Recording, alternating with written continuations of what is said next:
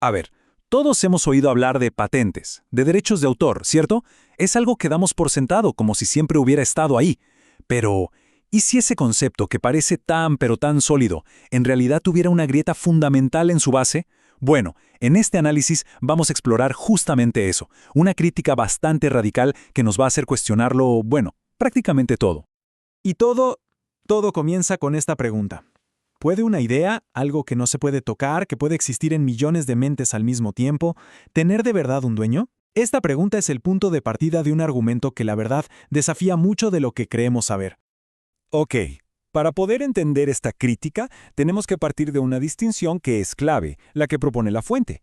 Y es que se argumenta que los verdaderos derechos de propiedad, solo, y digo solo, pueden aplicarse a recursos que son físicos y que son escasos. O sea, a cosas que no pueden estar en dos lugares a la vez.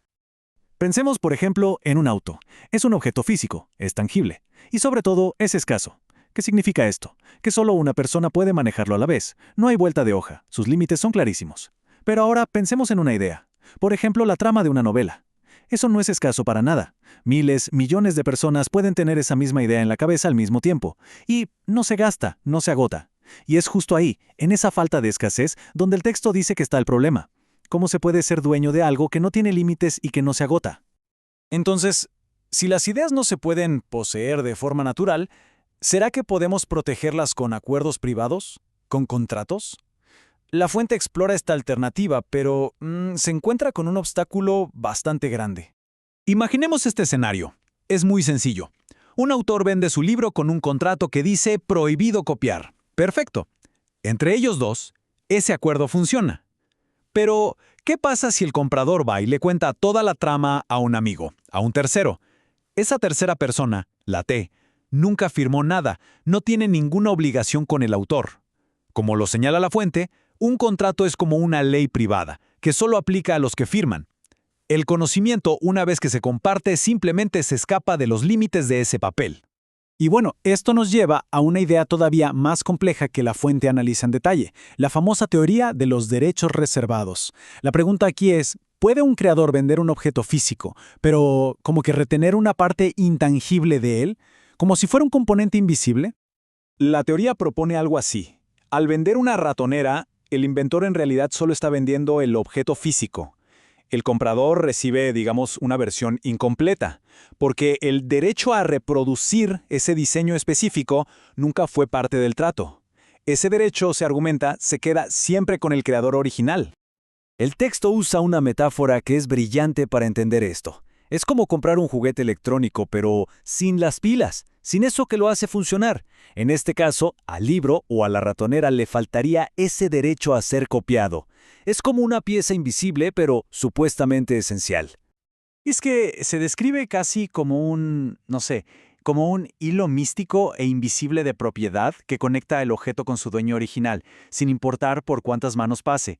Es un concepto bastante abstracto, ¿no? Y es precisamente esa naturaleza tan etérea lo que la fuente se prepara para desmontar.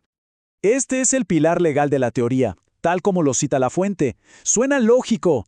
Si el primer comprador nunca recibió el derecho de copia, pues claro, no puede transferirlo a nadie más. A primera vista, la lógica parece impecable. Sin embargo, se topa con un problema práctico que parece insuperable. Pensemos, la función principal de los derechos de propiedad es evitar conflictos. ¿Por qué? Porque sus límites son visibles, son objetivos. Un terreno tiene una cerca, un auto tiene puertas. Pero ¿cómo podría alguien saber que un libro que se ve idéntico a cualquier otro tiene este derecho de copia invisiblemente ausente? La fuente argumenta que, como es imposible de verificar, simplemente no puede funcionar como un verdadero derecho de propiedad. Ok, con este principio ya en mente, la idea de que la propiedad debe ser tangible y visible, la fuente pasa a reexaminar las formas más comunes de propiedad intelectual que todos conocemos. Desde esta perspectiva, las patentes y los derechos de autor son considerados ilegítimos. ¿Por qué? Porque le dicen a una persona qué no puede hacer con sus propios materiales, con sus cosas.